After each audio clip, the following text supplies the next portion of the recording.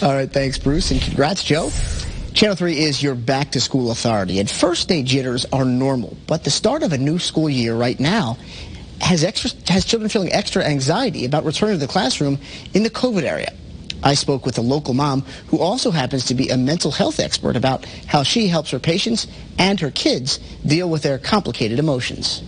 8-year-old Donovan Collins and his 5-year-old brother Macklin had been enjoying one of their best summers ever. When we caught up with them, they were living the dream while vacationing at Cape Cod.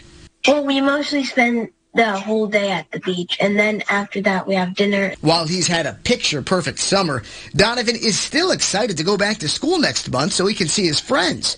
But he's a little nervous, too, especially because he's not sure if he'll have to mask up again this semester. Sometimes I have to wear really thick, or sometimes I pick thick masks, and it's kind of hard to breathe in them. But luckily, Donovan, who will attend 3rd grade at Stevens Elementary in Rocky Hill, has help dealing with his emotions. His mom, Jessica Collins, is a mental health expert who stresses that feeling first-day anxiety is perfectly normal.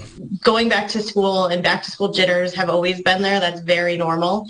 And the pandemic has just sort of added a different layer of emotion to that. Jessica is a trained nurse and social worker who serves as the director of behavioral health at the Hospital of Central Connecticut and MidState Medical Center. She was inspired in part by her own kids to create a webinar to help families navigate what can be a tricky subject, returning to school during the COVID era. I practice what I preach at home because it's the only way to get through it together. Jessica says the challenges your children face will depend on their age. For younger kids under 6, strike a balance. Reassure them we are doing everything we can to stay safe, and practice things they can do to try to avoid getting sick, like washing their hands and masking up. Those types of behaviors help give your child a sense of control, but it also demonstrates a good habit that we need them to have. Also, hug your little ones when they come home, because they miss the physical restrictions more than any other age group.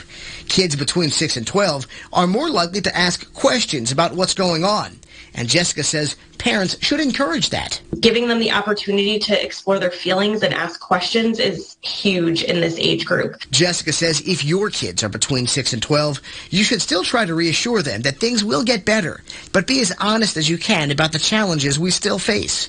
And transparency is even more important with teenagers. Jessica says older kids are likely to be especially frustrated that we are entering another school year with so much uncertainty.